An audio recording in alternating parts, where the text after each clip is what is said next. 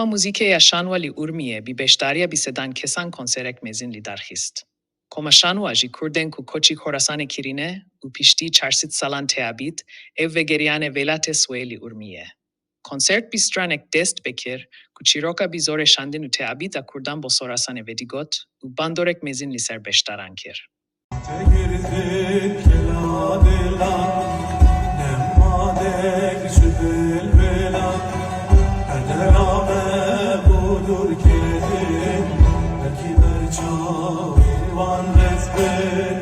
Eşek esrin vermeyen şor